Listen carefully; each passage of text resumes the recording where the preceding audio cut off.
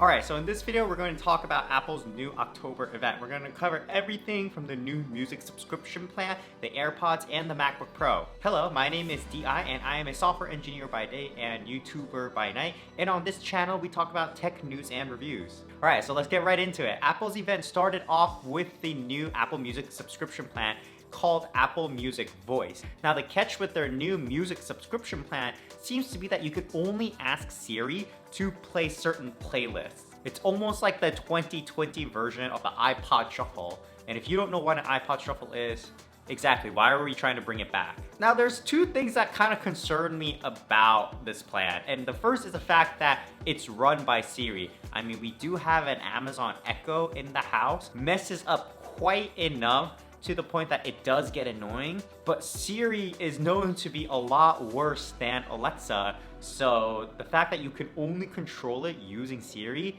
might be a big enough deterrent. The second concern is that you can only search for playlists. You tell Siri what kind of mood or atmosphere you're looking for, and she will be able to find what you want. But if you really want to search for a specific artist, you're out of luck unless you fork over more money to Apple in order to get that privilege where you can look up the artist that you're actually looking for. So for now, I might be laughing at Apple Music Voice, but time will tell if it will actually be good in the future. Now, speaking of Apple products that everyone was laughing at in the beginning, but now is a household name, let's talk about AirPods. Now, I think the AirPods are the best, newest Apple product probably since like the iPad or maybe the Apple Watch, because the AirPods are the best wireless headphones ever made, hands down. And with this new one, it seems like they're striking that perfect middle ground between the entry-level AirPods, which they're still selling on their website, and the AirPods Pro. The Apple naming convention does mix me up sometimes. And like any normal middle child, this generation AirPods has some characteristics of both of its siblings. It has a similar design to the Pros without the silicone ear tips, but it doesn't have any of the noise canceling functionality of its older brother.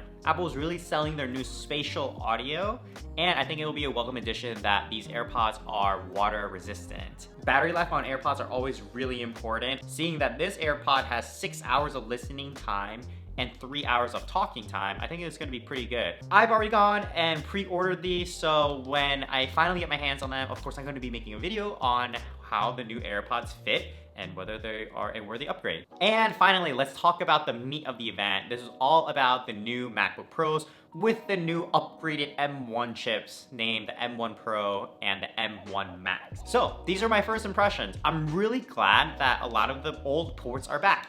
We got MagSafe again, the SD card, and HDMI. Those are so important to me as a video creator. Kind of makes me feel bad that I already bought a dongle for USB-C that has the HDMI and SD card, and I don't know if Apple's gonna refund me for that or not. I'm so glad they got rid of the touch bar, and I have the touch bar on my work computer and I never end up using it. One design thing that I was surprised to see was the notch, because there have been some next year's iPhone rumors talking about how the notch is gonna disappear, and it is a matter of time until Apple has to eventually get rid of that notch, but no, they're really leaning into it. It is definitely a feature, not a bug, because how else are people supposed to instantly know that you have the new MacBook when you're in a cafe unless they see that notch? I think it's become a very stylistic Apple signature to have that notch. Oh, and also a random thought, because the notch is there on the MacBook Pro now, if you drag your cursor to where that notch is it gonna go behind it as if the notch didn't exist?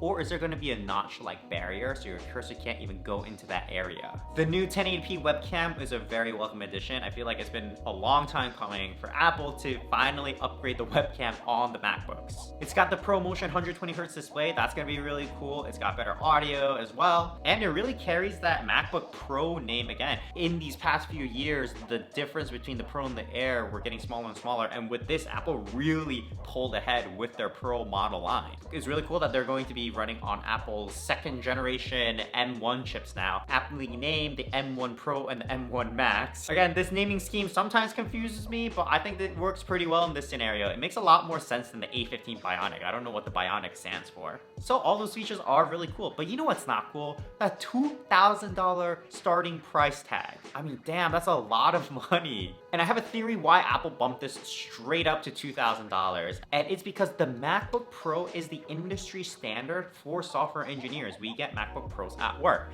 So if they just bump the floor up to this new price, whenever companies order the new MacBooks, they're gonna get this new expensive version. Now, granted, they are still selling the old generation MacBook Pros for that much affordable $1,300 price tag, but still, I think if you were to work at these big companies, their employees are gonna want the new MacBook Pros, and companies have to fork that over, and then Apple makes all of that money.